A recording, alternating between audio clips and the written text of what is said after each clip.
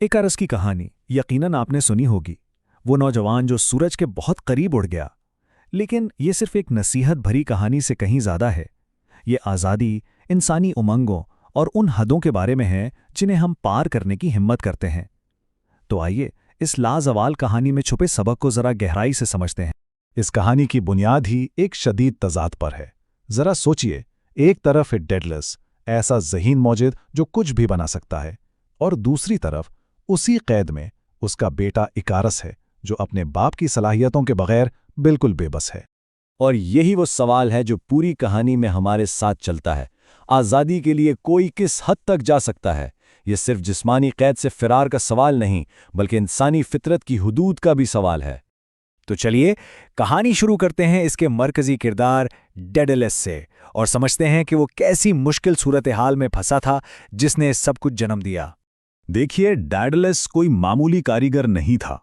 वो तो अपने वक्त का समझे एक जीनियस था, एक ऐसा कमाल का शख्स जिसकी तख्लीकी सलाहियतों की कोई हद नहीं थी। लोग कहते थे कि उसके बनाए हुए मुजस्समे इतने जानदार होते थे कि लगता था वो खुद चल पड़ेंगे। और सितम ज़रीफ़ी देखिए, डेडलस की सबसे बड़ी कामयाबी ही उसकी कैद बन गई।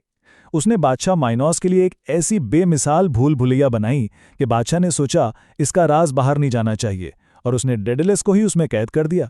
जरा तसव्वुर कीजिए, आप डेडलस और इकारस की जगह हैं, एक जजीरे पर कैद, हर तरफ पानी, जमीन और समंदर के सारे रास्ते बंद हैं, फरार का कोई रास्ता, कोई उम्मीद नजर नहीं आती। ये मुकम्मल बेबसी का एहसास था।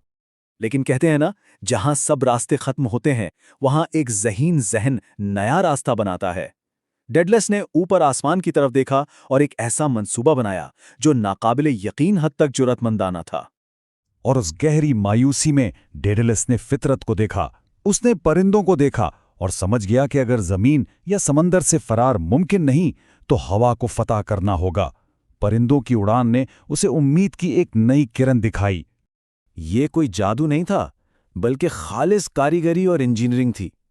डेडलस ने जो कुछ भी दस्तयाब था, पर, धागा, मोम, उसे इस्तेमाल किया और बड़ी एहतियात से फितरत की नकल की। एक एक कदम सोच समझकर उठाया गया और नामुमकिन को मुमकिन बना दिया गया। और फिर वो लम्हा आ ही गया। बरसों की कैद के बाद डेडलस और इकारस ने पहली बार खुली हवा में सांस ली। लेकिन इस बेपनाह खुशी के साथ एक बहुत बड़ी जिम्मेदारी भी थी। ये सिर्फ एक बाप की नसीहत नहीं थी, ये बका का उसूल था।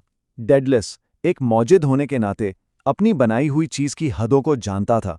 उसने इकारस को समझाया कि कामयाबी का राज बीच का रास्ता अपनाने में है, इंतहाओं से बचने में है। मगर इकारस आज़ादी के नशे में वो सब कुछ भूल गया। वालिद की बातें एक कान से सुने और दूसरे से निकाल दें, वो बस इस लम्हे की खुशी में खो जाना चाहता था, हर खतरे से बेनियाज होकर। और यहाँ आप बाप और बेटे के तजर्बे में फ़र्क साफ देख सकते हैं। डेडलस के लिए परवाज़ एक ज़रूरत थी, एक मोहताद, हिसाब किताब वाला फ़िरार। लेकिन इकारस के लिए वो तो बस एक खालिस खुशी थी, एक जुनून। उसे मंजिल की नहीं, बस परवाज़ की परवाह थी। और जब जुनून एहतियात पर हावी हो जाए तो अंजाम अक्सर तबाही होता है।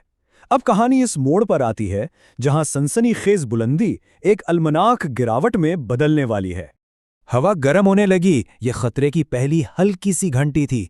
लेकिन इकारस तो अपनी ही दुनिया में मगन था, खुशी में इतना डूबा हुआ कि उसने बदलते माहौल पर ध्यान ही नहीं दिया, और यही उसकी सबसे बड़ी गलती साबित हुई। और फिर फितरत के उसूल अपना काम करने लगे। डेडलस की शानदार इजाद की कमजोरी सामने आने लगी। वो मोम जो परों को जोड़े हुए था, सूरज की तपिश में पिघलने लगा। और फिर हकीकत सामने आ गई।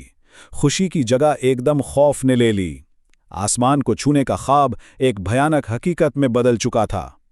वो गिर रहा था। बस यही एक सच्चाई बाकी रह गई थी। यहाँ कोई देवताओं का कहर नहीं था, ये तो सीधा सीधा फिजिक्स का मामला था। सूरज की गर्मी ने मोम पिघला दिया, पर एक एक करके बर्फ की तरह अलग होने लगे, और वहां आसमान के बीचों बीच मदद के लिए कोई नहीं था। लेकिन ये कहानी इकारस के गिरने पर खत्म नहीं होती। उसका असर, उसका बोझ, उसके बाप की जिंदगी और दुनिया के नक्शे पर हमेशा के लिए रह गया। नीचे, मजीद नीचे, और बस एक चीख जो मीलों दूर डेडलस तक पहुंची। सोचिए उस बाप का हाल जिसने अपने बेटे की आखिरी मायूस कुन चीख सुनी हो और वो उसे बचाने के लिए कुछ भी न कर सका हो। اپنے بیٹے کی یاد کو ہمیشہ زندہ رکھنے کے لیے ڈیڈلس نے پاس کے جزیرے کو نام دیا آئکیریا۔ اس طرح ایکرس کی کہانی صرف ایک المیہ نہیں رہی بلکہ جغرافیہ اور تاریخ کا حصہ بن گئی۔ یہ کہانی کا انجام ہے۔ ڈیڈلس کی سب سے بڑی ایجاد جس نے اسے آزادی دی وہی اس کے سب سے بڑے دکھ کی وجہ بنی۔ اپنے پروں کو لٹکا کر اس نے نہ صرف اڑنے کی صلاحیت چھوڑی بلکہ اس امنگ کو بھی ترک کر دیا جو اس نے اس سے اس کا سب کچھ چھین لیا تھا۔ تو آخر میں سوال یہی رہ جاتا ہے، سب سے بڑا المیہ کیا ہے؟ گر جانا یا کبھی اڑنے کی کوشش ہی نہ کرنا؟ کیا ایک محفوظ، محدود زندگی بہتر ہے یا پھر خطرات مول لے کر بلندیوں کو چھونے کی کوشش کرنا، چاہے انجام ناکامی ہی کیوں نہ ہو؟